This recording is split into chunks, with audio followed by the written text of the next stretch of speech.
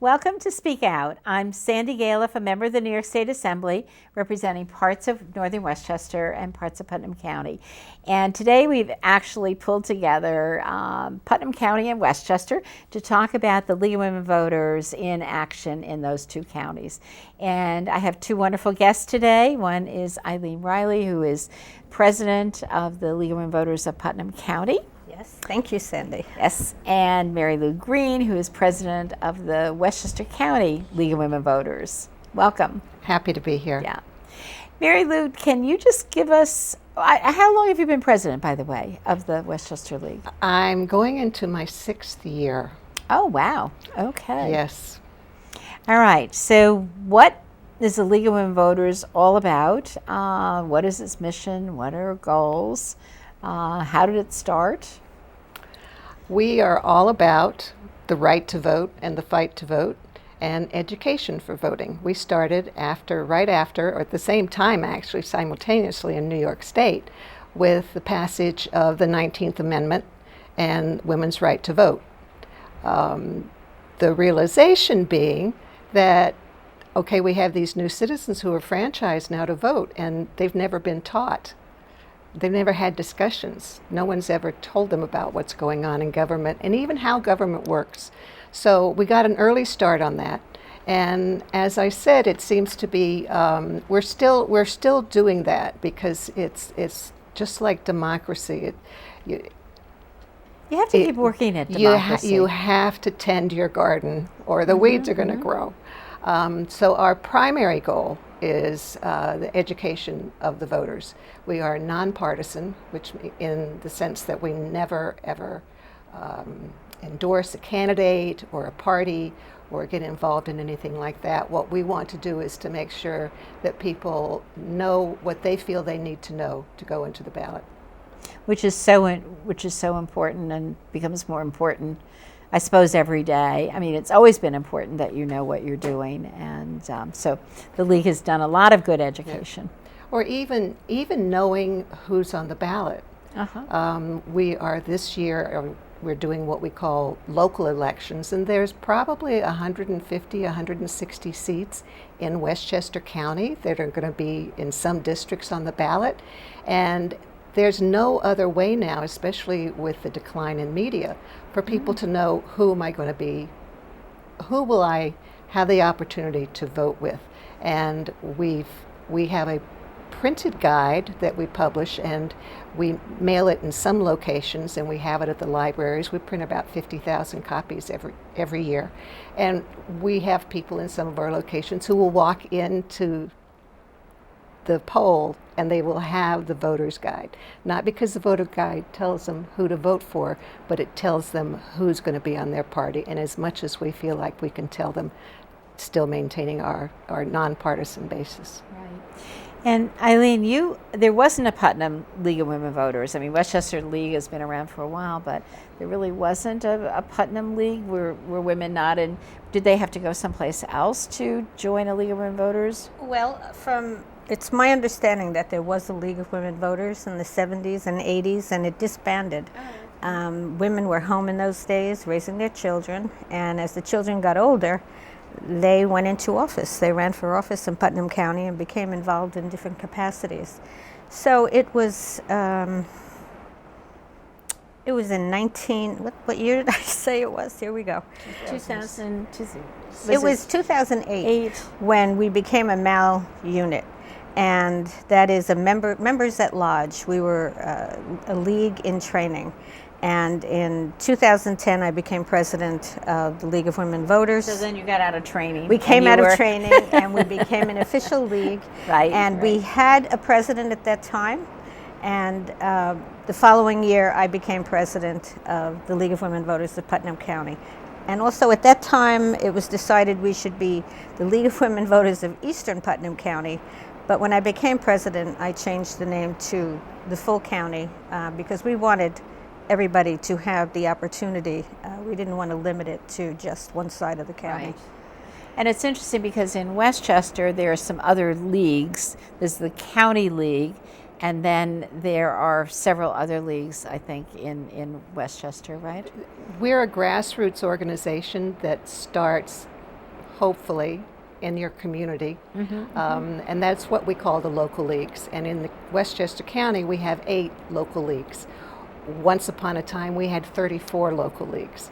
But again, as you said with Putnam, as some leagues dissolved because they didn't have enough people to do volunteer work, we now have the River Towns League, which takes all of the river towns in Westchester.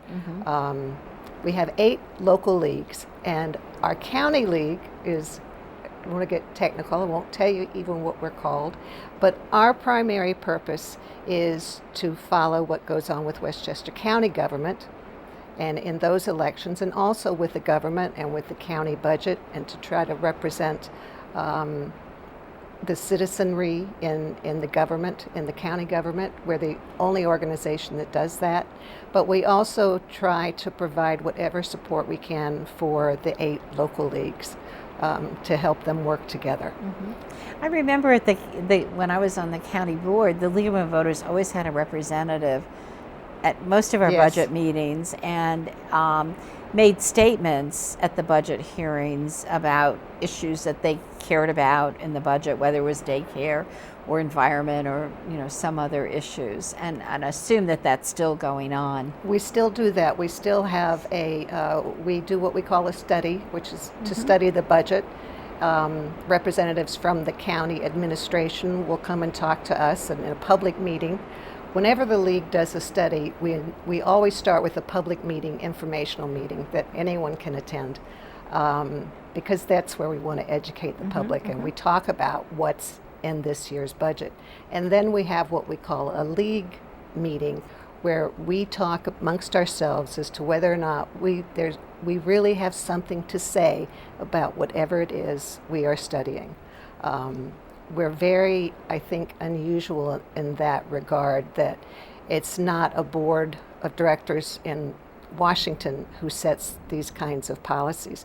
And there are times when we will not come to what we call consensus, and we won't issue any statement.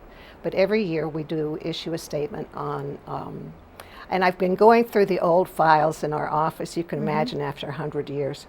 And back in the day, when, as we, women were more at home, I was amazed and inspired with the amount of work and information that the County League gave to the public about everything that goes on in the throughout the year, as well as in the county budget.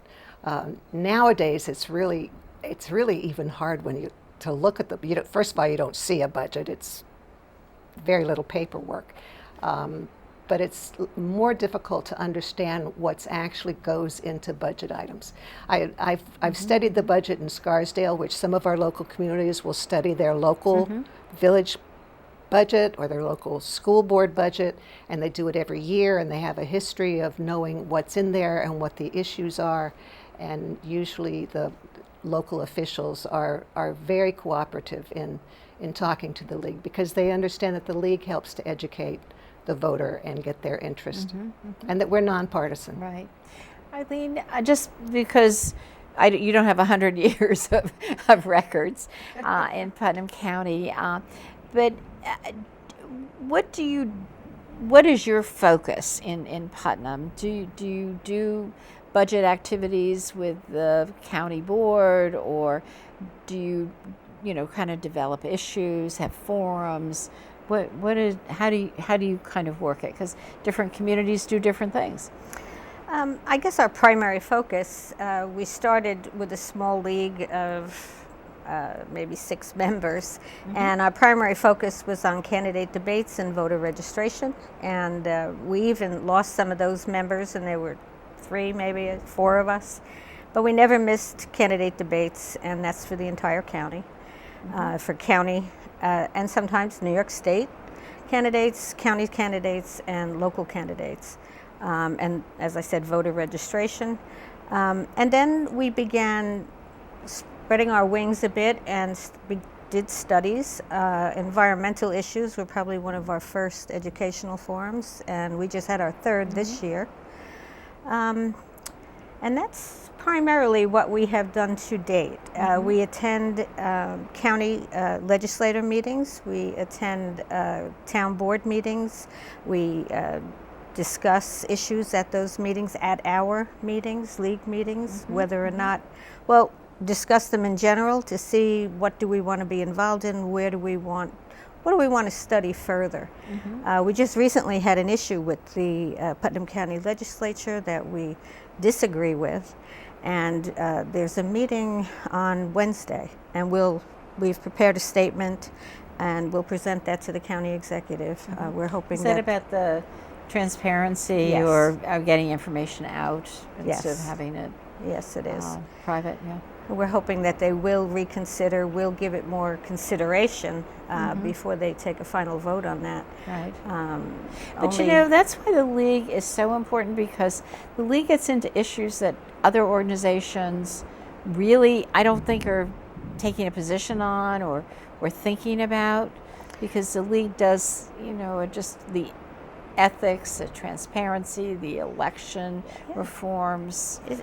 I mean, instead of becoming more transparent, they're hiding whatever their activities are, it appears, instead of being transparent. I mean, we already have a law in place where certain documents are stamped confidential, and I see no reason to enhance that.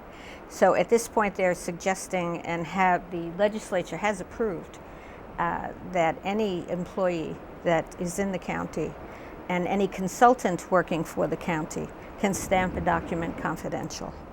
And so the county executive is holding her public hearing, and it's in her conference room. I don't know what sort of audience we'll have, but we're prepared to, you know, give our statement, and we're not in support of it, and have not understood the reason why they feel it's important to do this.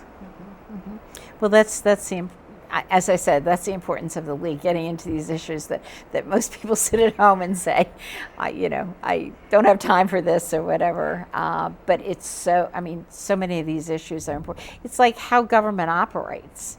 And, you know, that's where the league has put so much time and effort to make sure it's operating correctly, whether dealing with the budgets, you know, where the focus is right, or dealing with issues like this, more open government, transparency in government. So that's really, so what happened, I guess what you're saying, Eileen, is that things changed. You weren't thinking about that 8 years ago. Oh, Lord, no. We didn't have enough time or members to do anything close to that. So but issues candidate changed, forums. don't they? I mean, issues have change as changed you go greatly. along. Sure. Right. Yeah. I mean, just recently, we had the Reproductive Health Act that was passed in Albany, and some counties disagreed with it and prepared letters of resolution, and again, we disagreed with that. So, you know, why? I don't know that these letters of resolution actually accomplish anything except making a statement and advising the governor that they're in disagreement. But these are the things that are happening today. Well, I know on the state level, the League of Women Voters is quite active on the state level, and they come to my office to lobby me on different things, and you know, are there pushing different kinds of legislation. But the state level, I guess the federal level has goals, right, Marylou, and for the League of Women Voters. And and then the state level also has their goals or missions or things that they've come to consensus on, and then the Westchester and Putnam League have theirs. So you have a grouping of people, right? Right. I mean, the National League has been very busy in the last couple of decades, working throughout the country in trying to fight efforts that we see at voter suppression. I mean, if you hear of someone taking a current district map to court, I've seen that in the state of Florida. The National League and the Florida League actually were part of those court proceedings to be involved with that. As I said, you have to continue to to water their garden to keep it growing. And generally, we try to have a little bit of order in that a local league should not be coming out and taking a position on something that is counter to what national or state has said. So we do try to, we'll say, oh, that's a state program, or, you know, we can't really influence New York State tax law. We will look to our group in Albany to do that. And most often, I think you said it, you kind of study the issue and trying to get the consensus of the members on any level to decide what your focus is going to be. And sometimes it's really hard to develop that consensus, isn't it? Not everybody agrees. Just ask us every 20 years when the question of whether or not there should be a constitutional convention in New York State. That really, a lot of leaguers are very passionate on one side or the other. If I remember 20 years ago, the league was against it. No, for it, and then I believe that this time round the league was against it. Am I right, or was it reversed? They supported it this year. This year, okay. At the time, but I think they have now reversed themselves. Well, I think that 20 years ago, what the state league did not like was the way that delegates, if there was a convention, the way that delegates were being selected, and they made the decision. Well, if the delegate, if that process isn't right, then we can't. And that could mean that state legislators to be part of the constitutional convention as members. It was going to pretty much mirror. It could pretty much mirror what the Assembly and the like. Senate, right? And then this year, the state league, the board, decided to endorse a convention, and many leagues throughout New York State had issue with that. Right, because they just didn't agree with that. So it's a very controversial inside the league, and that I think that says something about the makeup of who our members are. That it's not as if we're like cookie cutter. We all agree this is the way you should go on that. True. I mean, we had an educational forum last year, and we discussed the pros and the cons. And to be truly nonpartisan, we invited one of the members of NYSET who spoke. The New York State Union of Teachers, yes, because they were the most vocal against the New York State Constitutional Convention, and even our members were mixed. But we held the forum, and as usual, we try to always present both sides to whatever we're talking about. And it didn't get heated, but people took sides, and I'm glad we had the forum. It was very educational. Right. But it's just recently I read that New York State has decided that they do not support that, which surprised me. Right. Well, again, there's different times, different years, different times, different issues going on, and sometimes you give up on having, in this case, the delegates. I was actually very supportive of changing the way delegates were selected and have just public as delegates, not elected officials. And I put a bill in, and it went nowhere. I thought that was permitted anyway, that you or I, or not you, but we could be a delegate. You could. It's just hard when you're running. If you're running against your state senator in a race, it might be a little harder. It might not be. It's hard to know. But they've had name recognition and whatever, and then and they, all of us that are elected have an opportunity at any time to change parts of the Constitution, send it out to the public for a vote. But and then, I mean, the big issue that you have too is the redistricting has always been one that I know you want fair and good representation in redistricting of the legislative districts which come after our census, whenever that occurs, soon. April 2020. April. Do you have do you look at redistricting in a certain way that you're looking for, not gerrymandering and just having, it looks like a compact district that seems reasonable for legislators to run in? Yes. Absolutely. Certainly. and the league has been hand in hand with a lot of other good government groups in trying. That becomes a state by state issue, even though it went recently to the Supreme Court. The Supreme Court threw up their hands and said that they, as a court, my limited understanding is that they, as a court, should not be saying how redistricting should be drawn. But the leagues and other good government groups are now in state courthouses and in federal courthouses still trying to address it. And the census issue, it's very important that people participate in the census.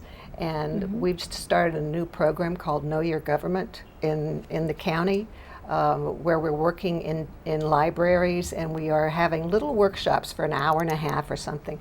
We did the first one last fall to talk about midterm elections and to just, in a nonpartisan way, explain to people, again, what's going to happen if I go to vote? What am I going to be voting for? And we will be, ours this fall will be dedicated to helping people understand what the census is about and what are your rights and privileges in taking part in the census. Right. Well, it's very important that everybody gets counted, because we all know that from a monetary perspective, the monies that come in from the federal government are portioned in many instances by the number, our population. And if we have a lower population, we don't get as much in our federal funds that we've sent back from Washington, which is really important. Or even the number of delegates in the houses of Congress. Right. Yes. Right. I mean, makes a difference. Fundamental. And that's our clout and so on. Yeah. Is there anything going on with the census or in Putnam County that you're involved with, or is that not yet? Not yet. Not yet. As I said, the New York State League and biannual convention, we had somebody from the census speak to all of us. And it's very important, very interesting, and that information needs to get out on a local level. And we would like to do something like that, but we're at the moment overwhelmed with organizing candidate forums for 6 towns and 2 villages and trying to figure out the logistics of that. My goodness. So once we get that resolved. Right.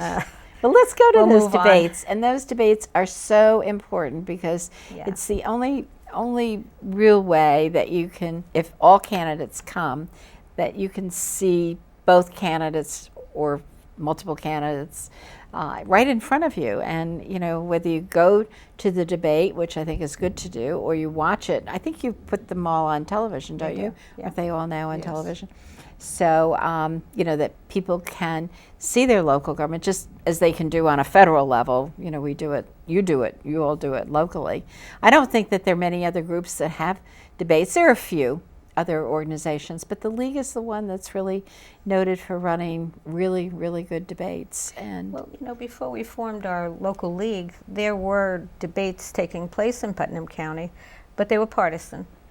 There was a local newspaper out of Phillipstown that was doing debates, and there were local citizen groups, and were well intended, but it was one party or another party. But there was no nonpartisan, there was no bringing all of the candidates together to talk to one another, have questions asked, and get to know them. And that was one of my primary reasons for getting the league up and running and how do maintaining you get it. the questions to be as nonpartisan as you can possibly get them? Does the league help with starting out with some questions, or do you rely on the audience? Or we always have questions prepared in case the audience does not. When we first started the league, we would allow the audience members to go to the microphone, and then we could not control the questions because people were asking personal questions, or they would just pontificate for 5 minutes and never answer questions. So we came around to putting the questions on index cards, and we vet them to make sure there's no questions of a personal nature and no duplications, and that we understand the question, and then they're given to the moderator. Right. And the moderator is often from, I know it's some of the areas the county league provides the moderator, or you switch sometimes between there's- You counties. can't moderate where you vote. Right. Yeah. So Right. Yeah, we the- switch. The county league actually has a group that trains and schedules moderators for what we call a moderator, a league moderated debate. Right. And we have very specific guidelines, and that everyone gets to speak their equal time. We don't want the audience booing, or we won't even let people bring in placards when they come into the room. We try to keep it very dull. As dull as possible. Which is good, so you can hear the candidates. So you can hear the candidates. But that doesn't mean that the questions aren't hard-hitting, because that's what, the candidates should be able to answer those. But we don't need for them to get personal. Right. No, right. no Yeah. personal questions. Absolutely. That's what's hard. And no personal videotaping. It's a lot of work putting together a candidates forum that will work and run perfectly. We've been successful at it. And you've had, just to get a little bit into modernity, I probably mentioned that we don't have the newspapers we have, but we do have Right. social media, and we often will videotape a debate, and we have candidates agree that the tapes are ours, and no one Right. can manipulate them. Well, there are times, and Eileen's had this happen, where now it's so easy for people on social media to take anything that they find Right. and turn it into whatever they want. And so we're still struggling with trying to Well, keep I was that. recently told that if you have a copyright at the end of the video, and then, of course, we have the candidates sign that they can use it. If they use it in its entirety, it can't be segmented Right, and used for their right. own purposes.